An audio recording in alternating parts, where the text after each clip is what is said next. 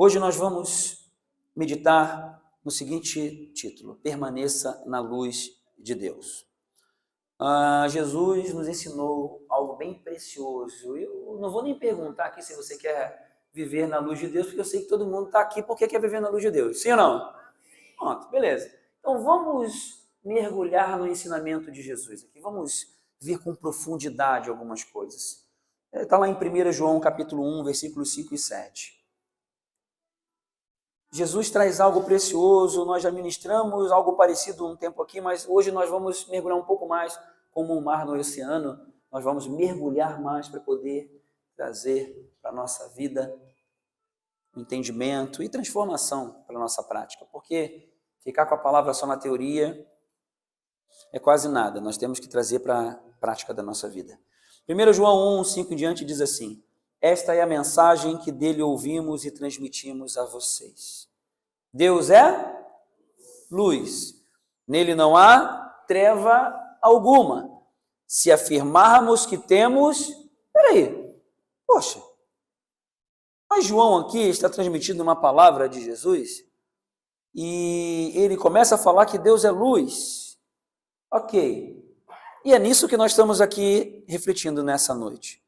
Permaneça na luz de Deus. Ok, eu quero permanecer na luz de Deus. E Deus é luz. Aí agora ele começa a discorrer sobre o assunto. Presta bem atenção. Se afirmarmos que temos comunhão com Ele, mas andamos nas trevas, mentimos e não praticamos a verdade. Agora ele entra no assunto de comunhão com Deus. Então ele começa a relacionar estar na luz, você vai ver em seguida, com comunhão com Deus, ok? Vamos lá, versículo 7. Se, porém, andamos na luz, tá vendo? Como ele está na luz, então aqui a ideia já está partindo de que você tem uma comunhão profunda com Deus. Porque Deus é luz, e se você tem comunhão com ele, você não anda em trevas. Porque se você afirma que tem comunhão com ele, deixa vocês, se afirma que tem comunhão com ele, mas anda nas trevas, a gente vai entender o que é andar nas trevas. Se você diz que tem comunhão com ele e anda nas trevas, age de uma forma que não tem que agir, tu vai saber já qual é. Então você está mentindo e não está praticando a verdade. Aí o 7, então, explana tudo. Se, porém, andamos na luz, como ele está na luz, que é assim que nós queremos estar, temos comunhão uns com os outros. E o sangue de Jesus, seu Filho, nos purifica de todo o pecado. Quais são os dois níveis de comunhão que nós vemos aqui nesses versículos? Primeiro é comunhão com Deus. Se temos comunhão com Ele, Ele que é luz. E qual é a prática de quem está na luz? Comunhão com os outros. Dois níveis de comunhão, de vida de relacionamento, não é conhecer de ouvir falar, mas é conhecer de forma próxima e íntima. Comunhão com Deus e comunhão com os outros nos leva a andar na luz, e a palavra aqui nos mostra claramente que andar na luz tem relação direta com o nível de relacionamento que temos com as pessoas, porque se andamos com Ele em comunhão, nós andamos em comunhão com as pessoas. Por quê? Porque Deus morreu por todo mundo. Jesus morreu por todo mundo, por amor, sem ninguém merecer. Ele te ama sem você merecer. Ele morreu na cruz por amor a você. E nada que você possa fazer nesse mundo vai te fazer merecedor do amor dele. No relacionamento, nós esperamos que a outra pessoa corresponda ao amor que nós damos. Não é verdade? Só que o amor de Deus é diferente. Ele já mostrou, já derramou seu sangue, ele já mostrou todo o amor pela sua vida. O amor dele por você não está vinculado a uma condição. Quanto mais a gente entende isso, mais a gente se aproxima dele. Essa comunhão com ele traz luz. E quanto mais conhecemos esse amor, mais vamos sendo cheios da luz dele e é automático nós termos comunhão com as pessoas. Quanto maior for a maturidade espiritual, quanto maior for o conhecimento da pessoa de Deus, maior vai ser a luz de Deus sobre você e maior vai ser a tua comunhão com as pessoas. Porque quanto mais você se aproxima dele, mais esse amor vai transbordando no teu coração. E aí você vai passando a ter uma forma de agir com as pessoas diferente. Você olha para as pessoas de forma diferente. De tal forma que a luz de Deus reine na sua vida. Nós vamos abordar sobre um aspecto aqui bem importante. Todo mundo sabe que as pessoas são falhas, não é verdade? Eu gosto muito de falar com os casais, né? Quem está com seu marido ou esposa, levanta a mão aí. Dá uma olhadinha para ele, para ela. Dá uma olhada de raio laser e fala assim, ó, eu sei que você falha comigo. Fala aí, fala de verdade. Aí, agora fala assim, ó, mas eu sei que eu falho também. Você sabe que as pessoas vão falhar com você. Por quê? Porque as pessoas são falhas. Você sabe que as pessoas vão te decepcionar, não sabe? Por quê? Todo ser humano é pecador. Você sabe disso. Estou chovendo no molhado. Você sabe que as pessoas vão errar com você. Você sabe que as pessoas vão te entristecer. Não sabe? Hã? Ou você não lembra disso? Não lembrava disso? As pessoas vão te entristecer ou não? Essa é uma coisa certa de acontecer. As pessoas, elas vão te trair, sim ou não? Tá, você já sabe disso tudo. Tá. Então, por que você se decepciona quando isso acontece? Já parou para pensar? Nós precisamos aprender com Jesus nessa noite. As maiores decepções surgem na nossa vida, e eu quero aqui pedir para você lembrar de umas decepções bem profundas. Normalmente, essas decepções surgem de pessoas ou que a gente espera algo, ou de alguém que a gente ama, de alguém que está num relacionamento próximo. É ou não é verdade? São as coisas que mais nos machucam. Pessoas que estão ali, daqui a pouco já não estão mais, viram as costas. Pessoas que você espera que correspondam ao amor que você está dando, ou o esforço que você está fazendo. Mas a gente precisa aprender algo com Jesus. Porque se a gente agora entendeu que a forma pela qual nós temos comunhão com as pessoas nos faz andar na luz, e se nós queremos permanecer na luz, nós precisamos então aprender com Jesus como andar na luz, como ter comunhão com as pessoas, passando por cima, vencendo as decepções, vencendo as tristezas, os ressentimentos, e que em nome de Jesus você saia daqui nessa noite mais forte, cheio da luz de Deus. Sabe que trevas são essas que a palavra está dizendo? Você percebeu ali no versículo 5 que Deus é luz, nele não há treva alguma? Aí no 6 ele fala, se afirmarmos que temos comunhão com ele, mas andamos nas trevas, e logo depois ele fala de comunhão uns com os outros, para estar na luz. Se nós andamos na luz, andamos na luz como ele está na luz, temos comunhão, então as trevas estão relacionadas à falta de comunhão, às decepções, às separações, aos distanciamentos. E as pessoas normalmente não percebem isso. Os distanciamentos, os problemas de relacionamento trazem trevas para o coração. E nós precisamos, então, ir a um passo além, aprender com a palavra, aprender de Jesus, para não sermos mais tomados por essas trevas e aprendermos a vencer todas essas trevas com a luz de Deus. Vamos seguir o exemplo de Jesus. Jesus ensinou que a forma pela qual você deve enxergar a vida e as pessoas vai determinar sua saúde espiritual, emocional e até física. Mateus 6:22 diz assim: os olhos são a candeia do corpo. Se os teus olhos forem bons, todo o teu corpo será cheio de luz. Mas se os seus olhos forem maus, todo o seu corpo será cheio de trevas. Portanto, se a luz que está dentro de você, são trevas, que tremendas trevas são. Preste atenção nessa última frase. Portanto, se a luz que está dentro de você são trevas, como é que uma luz pode ser treva? É para eu pensar nisso? Sabe o que é isso que Jesus está falando aqui? Palavra de Jesus. E muitas vezes a gente acha que está na luz, mas são trevas. Nós achamos que estamos certos, mas estamos errados. Estamos nas trevas e não percebemos que estamos. Não estamos na luz.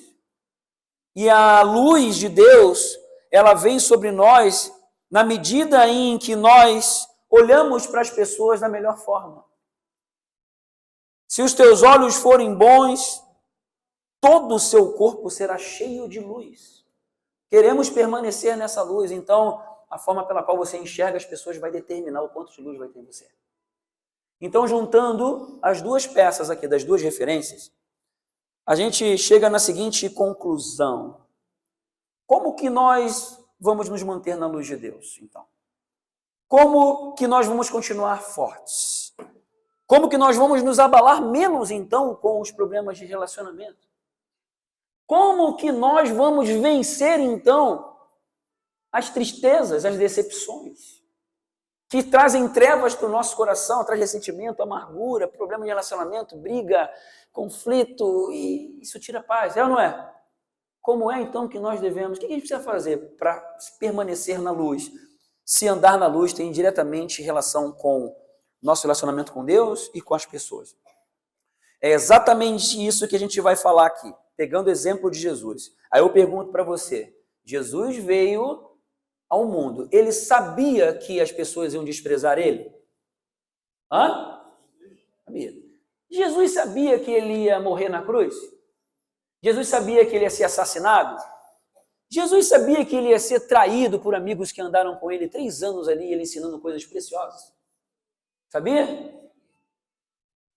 Então o que a gente precisa aprender? Tem uma passagem que para mim faz uma diferença tremenda, está lá em Mateus 26. Jesus tinha acabado de suar sangue. Jesus estava em aflição, chamou os amigos para orar com ele, os discípulos. E os discípulos estavam dormindo. Aí vem aquele que ele sabia que ia traí-lo. Judas, que andou com ele 3 anos, gente.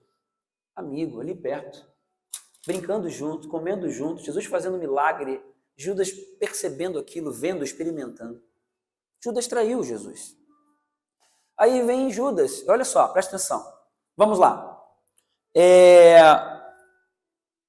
Você já foi machucado? Lembra aí da vez que você sentiu mais assim traído, machucado, ferido, sei lá, uma dor profunda na sua alma, ficou chateado com alguém?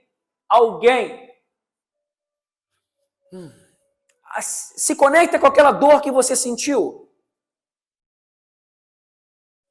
E aí vem essa pessoa na sua frente para dar um beijo em você. Como é a sua reação? É ficar virado no giraia? Isso é para os mais velhos, né? Ou você vai agir como Jesus? Como é que Jesus agiu? Judas vem em direção a Jesus. Aquele cara causador daquelas angústias profundas que Jesus tinha acabado de sentir. O causador daquele sofrimento que Jesus já sabia que ia sofrer e carregar a dor de toda a humanidade. Estou falando de uma forma humana, tá? Um aspecto humano. Tirando a questão da soberania, da divindade de Jesus, estou falando aqui dentro do patamar humano. Você se depara com aquele que está causando dores a você, que te machucou profundamente na alma. Jesus, Mateus 26:50, Jesus vê Judas chegando e ele chama Judas de amigo. Amigo. E eu pergunto para você, Jesus estava brincando? Jesus estava fazendo ironia? Não, Jesus estava falando sério. Por quê? Porque a forma pela qual Jesus olhava para Judas era como amigo. Jesus não estava olhando para Judas como traidor, que ele estava sendo. Mas Jesus estava olhando para a forma como ele sentia pela pessoa. Amigo. Ele está me traindo, ele está fazendo a pior coisa que ele poderia fazer na vida. Mas o que eu tenho por ele, o que eu quero permanecer sentindo é isso. Meu amigo, não importa o que ele está fazendo para mim. Talvez você fale assim, pô, mas Jesus era Jesus. Tá, então vamos para Estevão. Estevão era discípulo de Jesus. Não era nem dos 12, mas foi escolhido para ser um dos diáconos, porque era um homem cheio de fé, dentre outras qualidades. E aí, lá em Atos 7, a gente vê Estevão, que é discípulo de Jesus, sendo apedrejado. Quem já tomou uma pedrada? Quem já tomou um soco? Quem já tomou um chute? Imagina você sentindo aquela dor. Não sei se você se lembra daquela dor. Estevão estava sendo apedrejado, sendo assassinado. E eu até falei de manhã aqui, minha vontade era de trazer umas pedras e pegar um negócio aqui, pá, pá, mas aí eu acho que ia ser demais, né? Para quê? Para dar aquele clima, a gente sentindo aquela pedrada. E tomando pedrada na cabeça, sangrando, abrindo, sangue escorrendo, nariz quebrado, sabe? Você sangrando, morrendo, e as pessoas matando você sem você ter uma culpa. Estevão estava nessa situação. E ali, no versículo 59 do capítulo 7 de Atos, nós vemos assim: enquanto apedrejavam Estevão, este orava.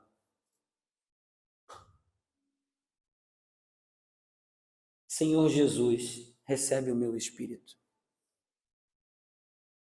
Então caiu de joelhos e bradou: Senhor, não os consideres culpados deste pecado. E tendo dito isto, adormeceu. A forma pela qual Estevão olhava para aquelas pessoas não era olhar de julgamento, era um olhar de compaixão, porque acima das dores que ele sentia, não dá nem para descrever que dor que ele sentia. Estava morrendo, estava sendo assassinado. Ele olhava, ele passava por cima da dor, e ele olhava para as pessoas com o valor que elas têm, a ponto de falar assim, ó, Senhor, não considera esse erro gravíssimo que eles estão fazendo, não, deixa passar em branco. Perdoa que eles não estão sabendo o que fazem. Você está entendendo? Muitas vezes as nossas dores trazem trevas. Porque a gente olha para as pessoas como as causadoras da dor.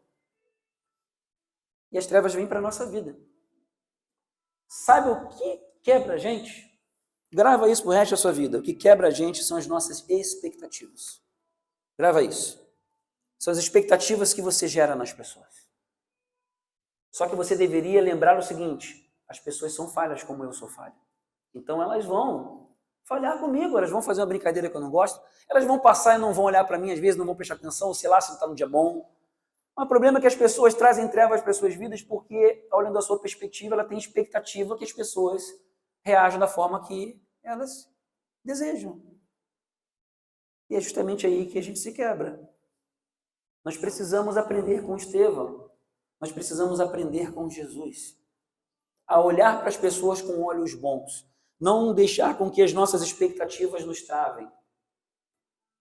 Não deixar com que as nossas expectativas venham tentar fazer com que esperemos que as pessoas ajam da forma que a gente gostaria que elas agissem.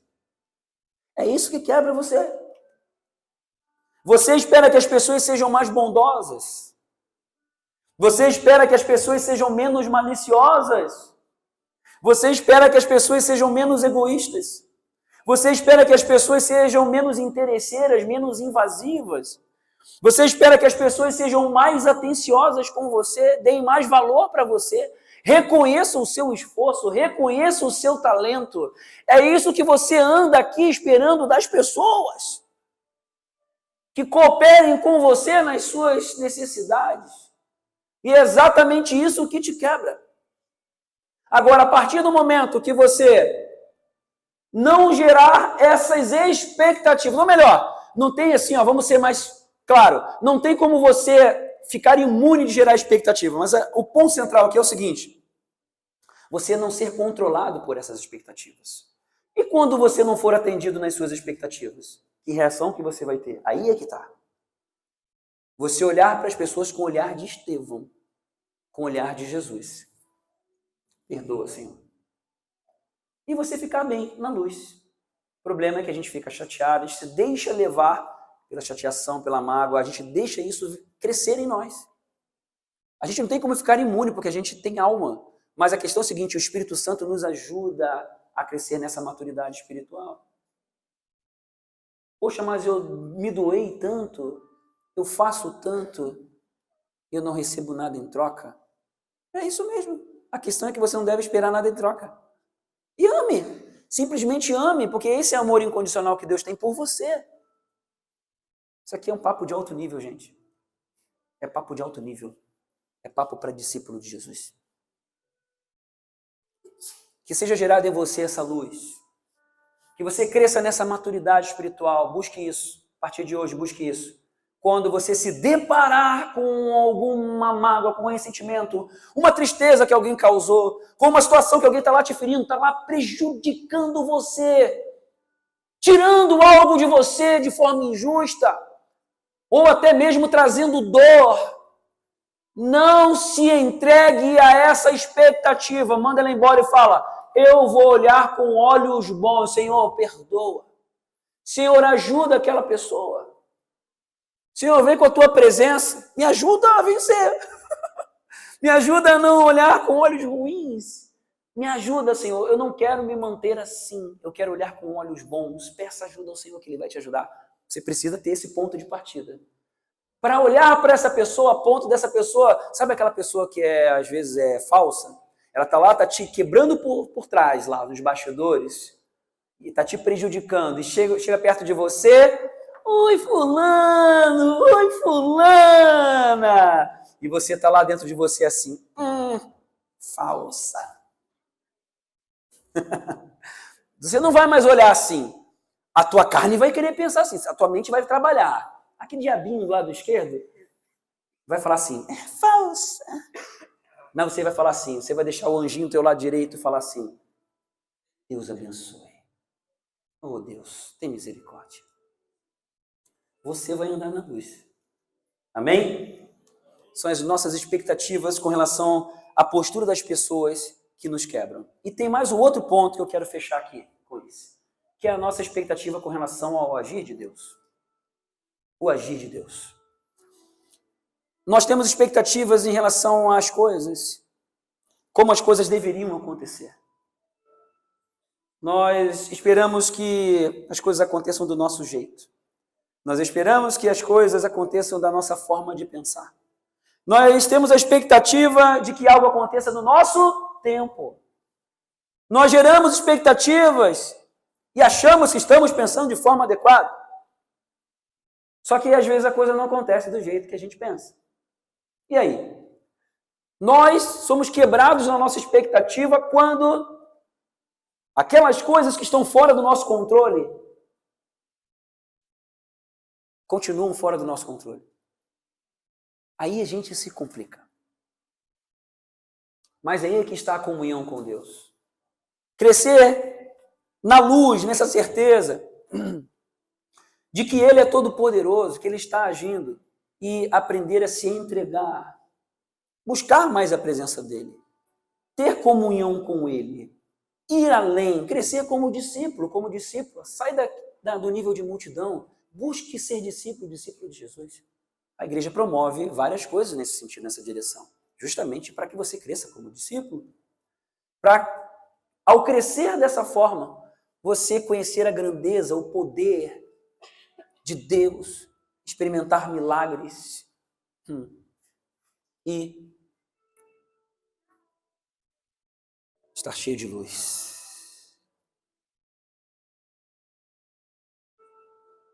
São as tuas expectativas que promovem frustração.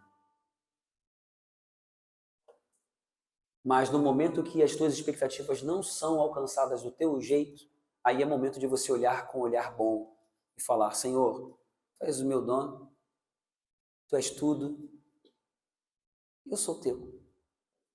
Seja feita a Tua vontade na terra como no céu. Você não se afastar de Deus. Se você está com alguma interrogação hoje, que essa interrogação seja eliminada em nome de Jesus e você entregue o teu coração totalmente para Ele. Deixa que Deus trabalhe enquanto você dorme. Relaxa. Fica em paz, fica tranquilo. Só busca Ele. Se entregue totalmente a Ele, que Ele é todo poderoso. Deleite-te no Senhor e Ele concederá os desejos do teu coração. Entra na presença dEle, vá mais fundo, mergulhe mais fundo na presença dEle. Para que você possa andar na luz, permanecer na luz. Ao entender que são essas expectativas que quebram a tua comunhão com Ele e a comunhão com as pessoas. A partir de hoje, em nome de Jesus, que essa luz venha sobre você e que você agora cresça na habilidade de administrar as tuas reações quando essas expectativas começarem a querer dominar você. Você vai, a partir de agora, reconhecer que são essas expectativas que te quebram. E você vai atrair a luz de Deus para você. Ao confiar plenamente no Senhor e viver uma vida de discípulo. Ao olhar para as pessoas com o olhar de Jesus, o olhar de Estevão. E não deixar mais com que as trevas entrem na sua alma. Mas que você se mantenha em luz e em paz. Amém? Que assim seja em nome de Jesus. Então, o que você precisa fazer? Você precisa alterar essas expectativas. Você precisa decidir continuar amando as pessoas como Jesus, do jeito que elas são. Não querendo mudar as pessoas. Não querendo que elas ajam da forma como você acha. Libera as pessoas. Deixa elas serem quem elas são. Ame do jeito que elas são. Não tentar mudar na marra, mas tentar influenciar com o amor de Jesus. Seja como Jesus. Não desejar que elas ajam do seu jeito. As pessoas têm suas próprias decisões. Libere as pessoas, por mais que isso seja... Sabe que muitos pais se complicam nas criações dos filhos porque não deixam os filhos sofrerem as consequências dos seus atos? Sabe que nos relacionamentos as pessoas querem controlar a vida das outras. E aí acabam se quebrando, porque atrai treva. Viva na luz, libere as pessoas, faça a sua parte, aconselhe, dê sugestão, ore pela pessoa, mas libere as pessoas para serem o que elas quiserem ser, decidir o que quiserem decidir. As pessoas são livres. É assim que Jesus olha para nós. Por que há ciúme no relacionamento? Porque tem-se medo de ser traído. Por que tem briga? Porque você quer que o outro seja como você quer que seja. Expectativas que vão tomando a frente dos relacionamentos e vão quebrando, trazendo treva em vez de luz. Tá percebeu? Vão trazendo para a prática dos relacionamentos. Porque lá no trabalho você fica chateado. Porque não reconheceram o teu árduo trabalho. Porque promoveram o outro, não promoveram você. Expectativas. Relaxa. Deus é teu Senhor. Amém? Escolher olhar mais as coisas boas nas pessoas. Atrai a luz de Deus para você. Valorize as virtudes, as coisas boas. Não fique olhando as coisas ruins, não. A maioria das pessoas olham a coisa ruim, bota desse tamanho, e as 10 coisas boas joga fora. Ou enquanto está no seu contento, beleza, fez alguma coisa que te contrariou, pronto, já não serve mais. É assim. As pessoas são assim, eu vivo isso direto. Decidir não se distanciar mesmo quando as coisas não acontecem do seu jeito. Decidir não se distanciar mesmo que as pessoas ajam do jeito diferente que você acha que deveria. Por isso que muitas pessoas andam desgarradas das igrejas, porque acontecem problemas de relacionamento. Mas se as pessoas andam crescendo em maturidade, elas olham para as pessoas com outro olhar. E essas coisas já não machucam tanto. Aprende a administrar isso de uma forma madura, porque a luz de Deus está no seu coração. Amém? Que você cresça nisso. E que principalmente na questão do agir de Deus, você cresça em comunhão com Ele. Busque isso. Para quê? Para que você possa experimentar os efeitos dessa presença dessa luz.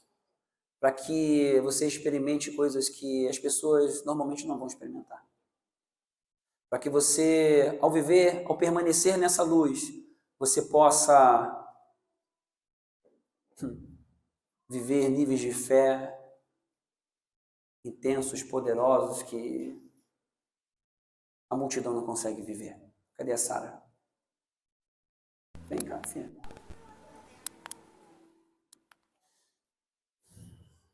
Pedi para a Sara aqui contar algo forte. Prepara o teu coração. Som.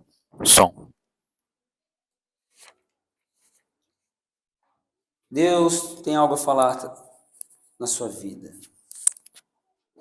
Como é o seu olhar perante as circunstâncias? Como é o seu olhar perante os momentos complicados? De que forma você olha para as situações, de que forma você reage nessas situações? Boa noite. Eu sou a Sara, filha da Lore e mãe da Oi aí. Ali. E do Marcelo, pai? Da Escondido. E o meu esposo é aquele lá do som, ó, o Cláudio. Esse é o Sérgio, quem não conhece. Ele tá na minha vida desde os 14 anos. 14 anos dela, né? 14 anos dela. Então, vamos lá de novo. Eu, como todo mundo aqui, tinha sonhos. Tenho ainda, né? E junto com meu esposo, depois de planejar, porque a gente é teimoso em planejar. Todo mundo aqui quer planejar, né? E mesmo sabendo que Deus tem planos maiores. Aí a gente planejou, depois de um tempo casado, em ser pais, né?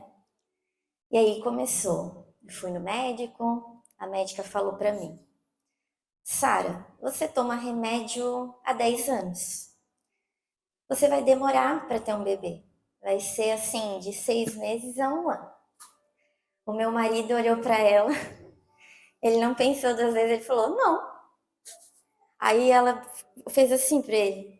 Ela não falou, mas eu tenho certeza que ela pensou, eu sou a médica, teu paciente. E aí ficou, né? Ele, não, eu repreendo. Fomos para casa, 2 meses depois, no dia que a neta do Sérgio nasceu, a Louise, 4 dias antes eu estava num ensaio, no louvor, na sexta-feira. Fui para casa, dormi e eu tive um sonho. Sem sintoma nenhum, eu fui deitada e eu não estava sentindo nada. E eu sonhei assim, o meu esposo estava com uniforme de trabalho, ele estava num lugar que não era conhecido para mim. Aí tinha um bebê conforto. E nesse bebê conforto tinha um menino. E ele era a minha cara. E eu sabia que ele era meu. E o Cláudio não estava me vendo. E aí ele fazia assim com o neném, né? Ai, com o narizinho. Ai, não sei o quê. Aí daqui a pouco, ai, B. Aí eu, B? Que B? E ele não me vendo. Aí nisso, ele continua brincando com a criança, Jesus vem. Ele vem assim de uma maneira indescritível. Se eu tentar falar como ele era, o rosto, a voz, é indizível, gente. E aí ele veio caminhando para mim, daí ele se abaixa, pega o bebê do Cláudio e fala assim: esse é o Benjamin, mas antes dele ser teu, ele é meu. E aí ele faz esse gesto 3 vezes. Aí eu acordei com uma sensação que um saco de batata caiu no colo, assim, puf. E aí eu fiquei, nossa, Cláudio? E o Cláudio lá roncando, nada, nem aí pra mim. E aí eu sei que eu vi. Aí no dia que a Louise nasceu, eu fui lá e fiz um teste. Quando eu vi o positivo, eu tava, vocês não imaginam, a pessoa mais feliz da face da terra era eu. Aí eu contei pro grupo de crescimento, eu contei para meus pais, pro meu marido, e foi uma festa. Uma semana após, numa outra sexta-feira que eu estava servindo no louvor, no ensaio, que sempre acontece algo comigo no ensaio, é um mistério, eu comecei a sentir dores e sangramento. Mas aí eu acho que eu sou forte, né? A gente sempre acha que é forte, que não é nada. Não dei bola, fiquei aqui, terminei o que precisava fazer. E aí, de noite, saindo daqui, eu falei, amor, acho que a gente tem que ir pro hospital, porque eu sangrei e tá me incomodando. Fui pro Santa Isabel. Lá a médica não me deu muita bola, porque mãe de primeira viagem é frescura, né? Ah, isso não é nada, é o processo de nidação, o óvulo implantou. Ela nem me olhou, né? Ela só disse que mandou para casa. Aí no sábado eu abortei. No sábado de manhã eu acordei e eu fui pro banheiro e eu tava com uma dor e aí eu, aliviei, né? Aí eu não posso aliviar. Quando eu olho, né, eu sabia o que estava acontecendo. Aí corremos pro Santo Antônio. O Cláudio e eu acionamos a Ari e o Marcão. Eles são parceiros do nosso grupo de crescimento. E aí eles foram orando com a gente, repreendendo lá. Foi muito rápido, muito rápido. E a médica falou assim, Sara, o que falar quando sangra? Não tem remédio, não tem o que eu fazer. Fez o toque. Aí ela me olhou e disse, nossa, teu colo do útero tá fechado. Se tivesse abortado, estaria aberto. Daí o Cláudio olhou bem para ela e falou, mas ela tá grávida ainda ou não? Aí ela disse, é muito improvável que ela tenha perdido o bebê. Mas não tem como saber, só segunda-feira, na ultrassom. Vai para casa, descansa. Então eu saí de lá achando que ainda tinha bebê, né? Porque eu não tinha nenhum não e nem um sim. Aí a gente olhou um pro outro no carro e naquele dia o nosso grupo de crescimento ele é muito eclético. Cadê o grupo? Levanta assim. Nicole, Felipe, parte estava de manhã. E aí a gente sempre combina, ou na sexta ou no sábado. E aquele sábado a gente ia fazer um churrasco. Aí fomos. Aí eu liguei, peguei o telefone e falei, Ari, Marcão, a gente pode ir. Porque se eu ficar em casa, eu vou. Não vai ser bom, eu vou. Posso ir? Aí eles falaram, vem. Aí eles avisaram o pessoal, foram muito respeitosos. E a gente lá no grupo teve comunhão, teve um momento da oração, teve um momento do louvor, teve um momento de descontrair. E lá eu continuei abortando. Aí eu chamei a Ari, que sabia, fui pro banheiro com ela, e eu chorei igual criança pequena. E aí ela orou. E quando ela estava orando, eu sabia que o Benjamin estava indo embora. Mas, gente, se eu tivesse em casa, se não fosse aquele grupo, eu não sei vocês, mas isso aqui para mim, tá, é uma igreja, mas eu sou a igreja. Mas se eu andar sozinha, eu caio. E eu não sei como é para vocês, mas eu não faço para o Sérgio, eu não faço para a IBG, eu faço para Deus. Então eu precisava daquilo. E ao mesmo tempo que eu estava ferida, que estava doendo, porque o processo ele não anula a tua dor em nenhum momento. E não tem dor grande, dor pequena, dor é dor. E a gente escolheu ficar lá. E na segunda-feira, eu quero que vocês agora vão fazer uma matemática. Dia 3/7, eu tive o negativo. Fiz ultrassom, não tinha bebê. O teste de sangue não tinha hormônio beta, HCG, e a médica olhou para mim e falou assim, Sara, eu vou te explicar. Comprovou o aborto. No exame, o aborto foi comprovado. E eu servi daí, aí, só voltando um pouquinho, no domingo eu servi de manhã e à noite, E a gente cantou aquele louvor ao único que é digno. Só um instantinho. Aí você passou por isso tudo no sábado. Isso. Continuou sangrando. Isso, e domingo. E eu estava sabendo o que estava acontecendo com ela, que o Marcão iria mencionar a gente para estar intercedendo. E chego no domingo de manhã, eu vejo ela aqui. Uma música. Então não aconteceu nada, né? E beleza. E aí depois de noite cantou de novo e tudo mais e tal. Para mim tá tudo resolvido, não estava sabendo de nada. Aí depois que fiquei sabendo. Aí eu fui muito assim, o Espírito Santo ele trabalha em cada um de uma maneira. Gente, vocês podem não perceber, mas eu tava assim, ó. Aí é o que eu cantava. Daí é que eu cantava, tava uma loucura, eu nem lembrava que eu tava cantando. E ele fez, porque é ele que faz. E segunda, daí quando eu recebi essa notícia que eu tinha perdido o bebê, a médica me explica assim: Sara, foi como se alguém, né? Jesus, pegou o teu útero, limpou, tirou tudo que tinha para tirar, não vai precisar fazer curetagem, que é o procedimento, não vai tomar nenhum medicamento, e ele tá fechado. Por isso que te disseram que ele estava fechado e era muito improvável ter tido um aborto. Então, eu vou te dizer uma coisa bem louca, mas tu pode sair daqui hoje e tentar que você pode ter um bebê.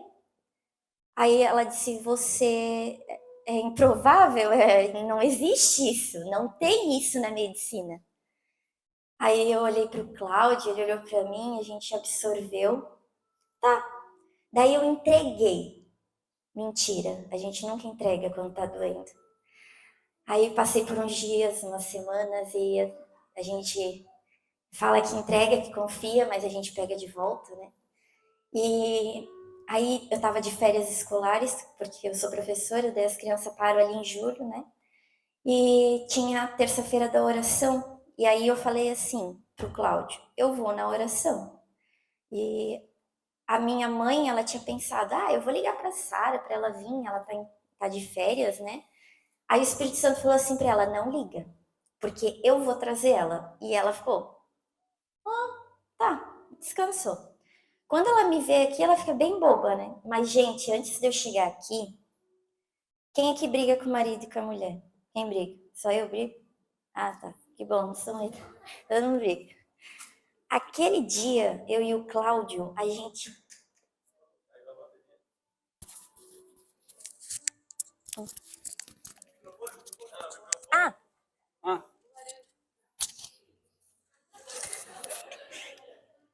Problemas técnicos.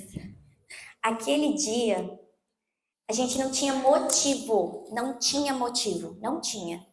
E do nada, a gente fecha o pau. De Blumenau, porque eu moro em Blumenau, até aqui. E aí, no meio do caminho, eu sinto e eu vejo um cachorro molhado. E ele fazia assim pra mim, ó. Sabe aquele cachorro babando, assim, querendo te comer viva? Ele queria fazer isso comigo. E ele tava ao redor, não no meu marido, ele tava ao redor. E aí eu comecei igual uma louca dentro do carro. Mas se tu pensa que eu não vou pisar lá, mas se tu pensa que eu não vou receber, porque a minha mãe, ela passou, olha, ela é o maior exemplo de fé que eu tenho, e ela passou isso, e eu fui gritando, daí o Cláudio olhou assim pra mim, tá possuída? Tá doida? Tá louca? Cheguei aqui, olhei pra ele e falei, tu me perdoa? Te perdoo, eu te amo, vai fazer tuas coisas, fica na paz, fechamos a brecha, entrei aqui, quando eu entro naquela porta, a irmã Áurea de Blumenau, ela me olha assim, ó. Aí eu já começo a fugir dela, né? Porque já me deu um negócio. Eu falei, vou fugir do Espírito Santo, hoje ele não me pega. Sabe de nada, inocente. Cheguei aqui, aí ela fala comigo, minha mãe me apresenta pra todo mundo, né? Ela me apresentou pra irmãzinha, a Áurea. Aí a Ana fez um círculo com as mulheres aqui, com as cadeiras, colocou louvor, ministrou. E eu arrumei uma desculpa de pegar a neném do Miguel no colo, né? Porque... eu vou ficar com a neném do Miguel, daí o Espírito Santo não vai me pegar, tá tudo certo. Aí ela começou a chorar, que ela queria comer. Daí a mãe dela veio e pegou, lá fiquei eu, né, não tinha mais desculpa. Daí a irmã Áurea começou a andar, a Lucélia foi pra cá assim com as mãos, e eu comecei a falar com a minha boca, Deus, cura meu coração, e aí eu não tava entendendo por que eu tava falando aquilo, mas eu sabia por que eu tava, né? Mas a emoção, né, não queria. E aí, de repente, pode ser meu exemplo, eu tava de mãos levantadas, assim, e eu tava falando, Senhor, cura meu coração, cura meu coração. E a irmã Áurea faz assim pra mim, ó. Aí ela faz 3 vezes, igual no sonho, 3 vezes. Na terceira vez ela assim, Deus está ministrando algo novo. Deus está ministrando algo novo. Deus está te dando um filho novo. Aí eu caio. Quando eu caio, é assim, gente, só quem já viveu uma experiência bem louca com o Espírito Santo sabe o que é. E aí eu sabia que ele estava tirando aquele coração e me dando um novo. Só que eu achei que era só o coração. Aí tá, passou, veio a cura. E eu dizia para Deus assim, ó, que eu não aceitava a tristeza. E toda a minha família falava, Sara, tu tem que chorar. Sara, tem que ver o luto. Tu tá negligenciando. E eu assim, gente, eu tô sofrendo, mas eu tô sofrendo do meu jeito. E eu falava para Deus, Deus, olha só. Mesmo com bebê ou sem bebê, eu quero a tua presença. Porque eu já tive num lugar escuro, muito escuro. E ele me tirou de lá. E não é filho, não é carro, não é carreira, não é cargo aqui, não é nada disso. É a presença dele. E eu não queria voltar para aquele lugar. Porque quando está passando por um processo de cura, de entender o plano dele, Jeremias 29:11 foi o meu chão. E eu tive que pegar essa palavra e comer ela todo dia. Que diz que os planos que ele tem para cada um aqui, incluindo eu, não são de danos ou de frustração, são de esperança e de um futuro. E que ele conhece os planos, não vocês, nem eu. Então, tudo aquilo que eu li, eu tive que colocar na minha prática. E doeu, porque senão não estava mais aqui. Porque não é um pastor, não é a comunidade que tu está inserida, não, é tua intimidade com Deus, é o quanto tu se entrega, porque a gente canta, vou me entregar, eu vou me abrir, mas o que é viver isso? Eu estou perguntando para vocês o que é viver isso. Eu tenho 26 anos. E esses 26 anos eu tenho vivido várias coisas com Deus, mas esse foi o mais intenso, porque ele me marcou, dizendo, né? Ele tirou o que eu mais queria, gente. Porque todo mundo aqui tem um querer. E só que eu descobri que o que eu mais queria não era ficar sem a presença dele. E eu vou fazer uma observação bem grande. E eu não tô puxando sardinha. Mas se não fosse o grupo de crescimento, se não fosse eu estar inserida aqui, eu não estava aqui hoje. Porque quando a gente anda sozinha, no próprio entendimento, a gente se estriba e a gente cai. Cai em si mesmo. E eu não quero isso, sabe? Então eu falei, Deus, ó, se eu não tiver o bebê, tá tudo certo. Mas não me deixa sem a tua presença, porque eu vou sucumbir. Essa palavra, tá? Porque ele me dá esse ar que eu respiro e é ele, é tudo pra ele, tem tudo a ver com ele. E, gente, lembra que eu falei dia 3/7 que eu não tinha mais bebê? Eu não tinha mais bebê. Dia 31/7, eu descubro que eu tô grávida de 5 semanas e 5 dias. Faz a conta. Não bate, gente. Não bate. Porque se eu perdi dia 3/7, como que eu ia ter um bebê de 5 semanas? E dia 17/8, eu marquei um médico e eu fui muito ousada. Eu fiz assim, ó, fiz o teste, peguei do mais barato, porque eu pensei, não tô, né, mas eu fiz. E aí eu olhava o teste e fazia assim, o Espírito Santo, tu tá brincando com a minha cara. Aí eu olhava o teste e não, tu tá brincando com a minha cara. E aí eu fui lá na farmácia, peguei um das semanas. E quando eu olhei que era 5 semanas e 5 dias, fui, marquei médico, dia 17/8, eu vou ler para vocês. dizia que eu estava com uma gestação norma implantada, com um embrião único, não tinha dois bebês.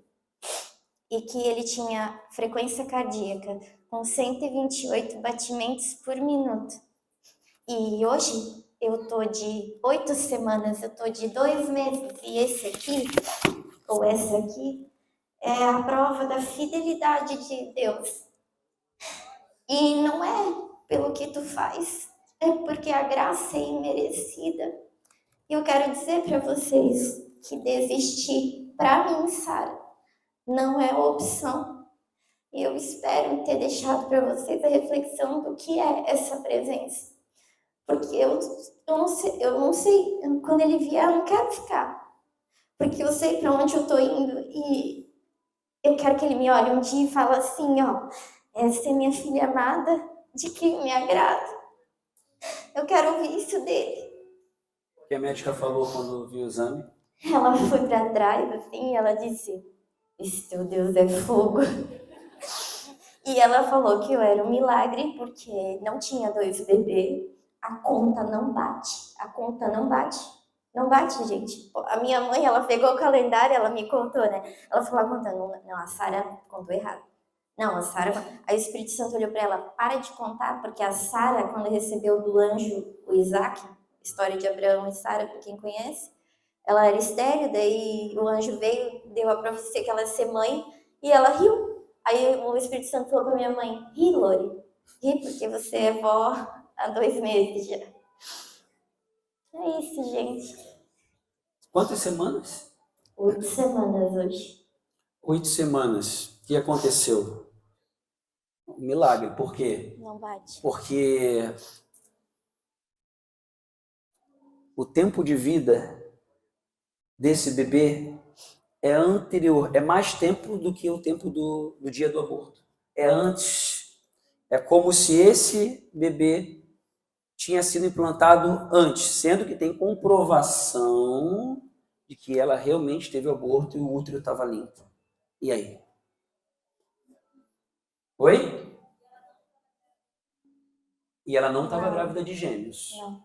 Porque essa que era a dúvida da Essa médica. era a dúvida da médica. Talvez, mas não tinha comprovação que o útero estava limpo Tava e todo limpo, né? E misteriosamente, totalmente limpo e preparado para uma nova gestação. Está profetizando que vai ser menino.